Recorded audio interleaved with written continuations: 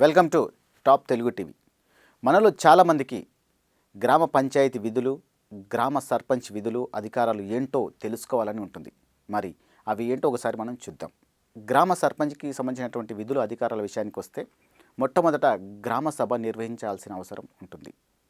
గ్రామ కార్యదర్శి నుంచి అవసరమైన సమాచారాన్ని తెప్పించుకోవటం, వివిధ దరఖాస్తులను పరిశీలించి అలాగే ఆ దరఖాస్తులను ముందుకు తీసుకెళ్లే రాజ్యాంగం హక్కు కూడా సర్పంచ్కి ఉంటుంది.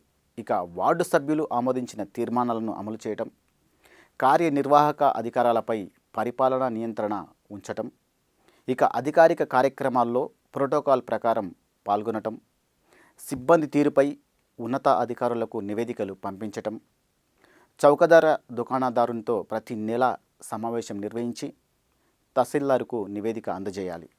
అలాగే ఆహార సలహా కమిటీ చైర్మన్గా ఉండటం, రేషన్ కార్డుల జాబితాను రూపొందించి అందులో ఉన్నటువంటి అనర్హుల జాబితాను తహసీల్దార్కు అందజేయటం, అలాగే గ్రామ విద్యా కమిటీ చైర్మన్గా వ్యవహరించి పాఠశాల అభివృద్ధికి చర్యలు తీసుకోవాలి. అలాగే స్వయం సహాయ సంఘ సమావేశాలకు ప్రత్యేకంగా హాజరై వారి పనితీరును మెరుగుపరచాలి. ఇక సలహాలు, సూచనలు కూడా అందజేయవచ్చు. స్వయం సహాయ సంఘ సమావేశాలకు ప్రత్యేకంగా హాజరై వారి పనితీరును మెరుగుపరచాలి. అవసరమైతే సలహాలు, సూచనలు కూడా అందజేయవచ్చు. ఇవి ఓవరాల్గా గ్రామ సర్పంచ్కు సంబంధించినటువంటి అధికారాలు, విధులు. వీలైతే లైక్, కుదిరితే కామెంట్ పెట్టండి.